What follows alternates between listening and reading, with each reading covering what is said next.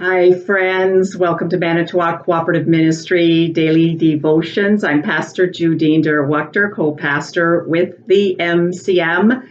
And today it does fill me with a bit of grief, the word we're going to talk about one more time, to share with you that this is my last daily devotion with the MCM as I have ended my ministry with the co-op to take on some family responsibilities, as we've been talking about.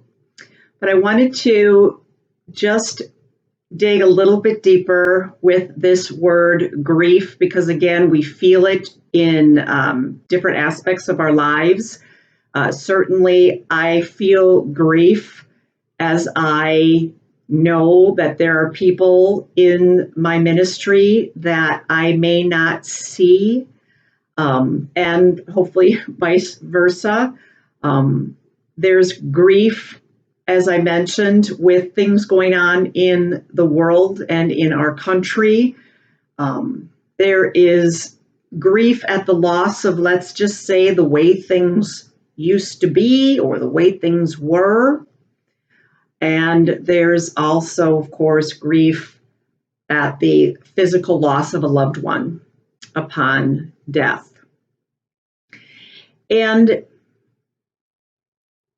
whether we're talking about missing somebody because, they've moved out of the state, or again, like I am, moving away from my ministry here in Manitowoc, or we're talking about the loss of a physical life by somebody that we love very much. The reason we feel so much grief about these things often is because we may not be able to identify this, but it is because we aren't done loving them yet. We aren't done loving the dad that we just buried. We aren't done loving the pastor that has moved away. We aren't done loving whatever comes to mind for you. And the good news is that we were loving. So we celebrate that there has been love. I celebrate that there has been great love for me in the co-op. And I know in all sincerity, I can look anyone in the eye and say, I have loved you. And because of that, there will be grief. And what a wonderful price to pay to feel grief because you have loved. That's a beautiful gift that is given because you have loved. And sometimes we grieve perhaps at the end of a relationship. Maybe that comes to a close sooner than one thought, or there's a divorce or a breakup, so to speak. And for that, we have grief because we're grieving the loss of a dream. A dream that the relationship would have worked.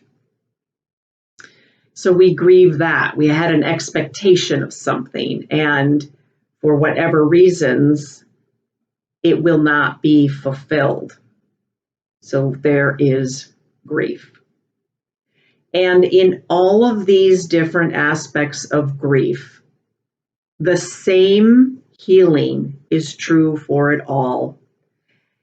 And that is in a relationship with the love of God or the love of the universe. I've said it myself, and I've heard other people say this too. I don't know how people get through grief without faith. I don't know without faith. And maybe it's not a faith like in the religious way, but just a faith that knows there's something greater than ourselves there. I don't want to even say out there, but just there. with us, and believing and trusting in that something is with us in this, that we can't see, touch, taste, or smell, or identify in any way, but somehow we believe, maybe we feel that it's there. And hallelujah for you in doing so, because it is there. There's a saying that we use in funeral services, which I call the celebration of life, and that is that deep comfort that only God can give. We're all loving people, and we want to comfort those who are suffering in their grief, right? And that's wonderful, as we should. And there is a peace and a comfort that is even deeper and or richer than that which we can actually give to one another. And it is from that which is greater than ourselves. Call it God, call it love, the love of the universe. It's really the thing that does ultimately comfort us. So it's my hope, friends, that as I may not see you and you may not see me, that if there's grief, it's because I'm not done loving you yet. And perhaps and hopefully you're not done loving me yet either. And even when it comes to grief, that we say that about a loved one who's passed on physically, who has died, it's hurtful because we weren't done loving them yet.